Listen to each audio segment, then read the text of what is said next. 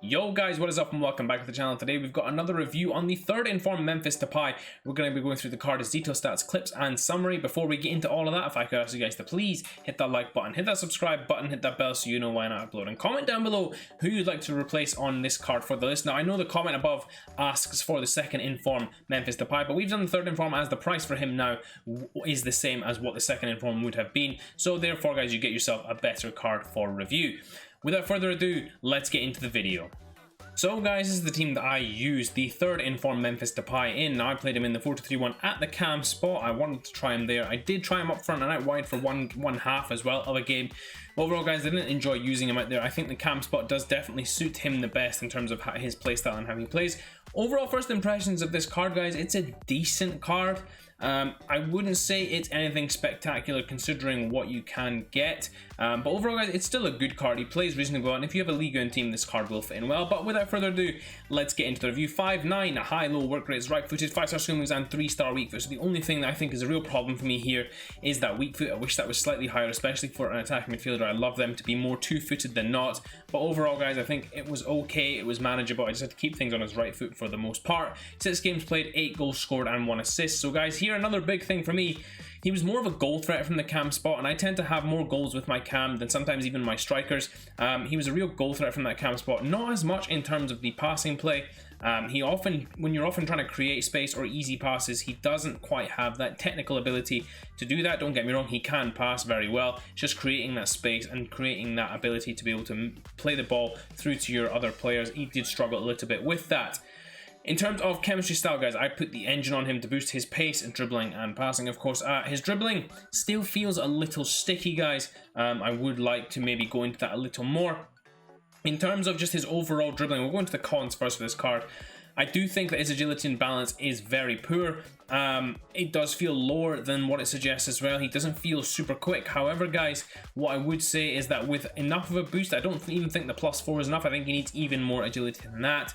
I do think that this card can be very good at a cam spot. However guys, I do feel like other than that and the composure, which is only 82, a bit worrying there for finishing chances as well. He does miss a lot of chances for me as well. But overall guys, I think those are the only 2 factors that really affect him in terms of being not a great cam or striker. I think the agility, balance and the composure, those 3 components. Other than that, this card plays really well. Overall, I think the pros of this card, number 1 for sure is his finishing. Pretty decent shot power as well. When he does get that ball on target, it usually is going into the back of the net. His strength is pretty good as well guys. I feel like although his balance could use a little bit of improvement, I feel like when you do improve that balance and then you have that 84 strength and 78 aggression, what you have is a very strong, capable player, especially up against midfielders or up against fullbacks and centre backs even. He was able to hold his own. You'll see that in a number of the clips as well, that he was just able to hold off defenders and deal with them and just keep things rolling through the attack as well. I kind of had to use him more in that way as opposed to a traditional cam, which is more based on speed and agility. Finally guys, getting into the traits, and we've got a bunch here. The leadership trait, the flair trait, long shot taker, playmaker, outside of the foot shot and technical dribbler. So all really nice traits to have as well, especially for an attacking midfielder. I think this card was phenomenal at that attacking midfielder spot, and all of these traits just add to that overall ability to be able to play in that spot as well. Now that we've covered all that, we're going to get into some of the clips that I got with him. So guys, getting into third informed Memphis Depay's clips, and what you guys are going to see here is for the most part his playmaking combined with his shooting of course as well. Memphis Depay, one that I would say, although he plays the attacking midfield role and could play the striker role, he definitely is better suited to an attacking midfielder role. I think because of his overall size and strength, and therefore his ability to play against, one, when you're playing against those slower defensive midfielders, he fits in a lot better against those, and 2, when you're playing against those slightly faster but more lean defensive midfielders, he can outstrength those. He's very strong as a runner and as a player in general, and he plays with a lot of strength as well, a lot of physicality to his game, which means that you're able to ride these challenges, these light ones that come in, which other players may not be able to do so. There again, holding off the man just to try and get that last ditch effort off. Now guys, that clip right there brings me to another part of his game, which is his overall passing, set piece taking was phenomenal guys. I loved putting him on corners. I thought his corners were spot on, especially with the right amount of power on them. His passing range and ability is fantastic as well. He's able to create easy chances for his teammates and also play the difficult passes as well. guys, I do think that overall this card was lacking in one major area, and that is, of course, the dribbling department and the composure department. Sorry, that's two areas, but both of those areas he really did lack in. I thought the composure, if that had been higher, he would have been able to take more of these chances, and that certainly would have changed my opinion on what my thoughts are of this card. Even with low dribbling, I could accept that if he had better composure, but overall, guys, he just didn't have it for me in terms of being able to finish or be deadly on a lot of chances, and that really stopped me from loving this card, I think. Which brings me then into his other con, which is his dribbling. Now, guys, in a way that you play with the taller or bigger, more powerful striker, you have to sort of play with this Memphis Depay in that sort of vein. I think it's very difficult to be a tight, technical dribbler with this card. He's very good at dribbling, don't get me wrong, but he is not in that elite bracket of dribbling, which you would see from other 88 rated players. He is pretty decent at it though. And guys, now we're going to get into what is the best part of his game, which is, of course, his goal scoring.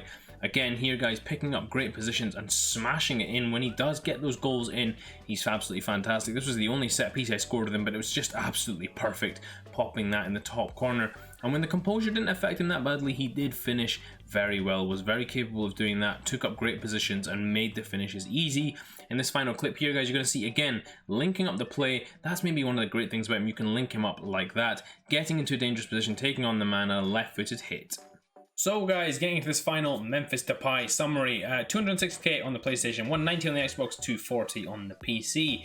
Now guys, the key stats here are, of course, his passing, his general dribbling as well is pretty good, but again, the con of this card is holding him back is that agility factor and that composure as well. Something that the Moments card doesn't actually struggle with. As you guys can see, 89 composure on that Moments card. Still struggles with the agility, but I think this 82 composure really does affect the card in being able to perform at his best. I think that strength is also a fantastic stat there. He's able to hold off so many defenders, as you guys have just seen in the clips as well, so a really nice thing to have in there as well. Of course, low high work rates, so very nice to have in a cam spot. However, only 3-star weak foot as well, so please do bear all of this in mind, guys. It's all important factors, especially if you're going to play him up front or in that cam spot. In terms of recommended chemistry style, guys, now it really does depend on where you want to play him. You could play him up front and you could play him in the attacking midfield spot. I did put the engine on him to do that to his stats. Now overall, guys, you guys can see that his pace becomes decent, his passing goes pretty decent, and his dribbling as well. However, if you were to boost just his passing and his dribbling, you could put an artist on him and really get that agility up there, and that would really affect him as well. Alternatively, if you are playing him up front, you could even put a finisher on him, and that's what that would do to his stats as well, just to bring that up there, help him out a little bit in terms of his shooting, and then of course his agility and balance and his dribbling there as well. So guys, there's a number of ways that you guys could customize this card. It does all depend on where you want to play him and how you play as well. This card is not one that can really play back to the defense and hold people off. However, he is strong enough to drive past defenders and take them on, so I do think, depending on how your play style is, getting behind might work very well with him. You need to consider all of that as well.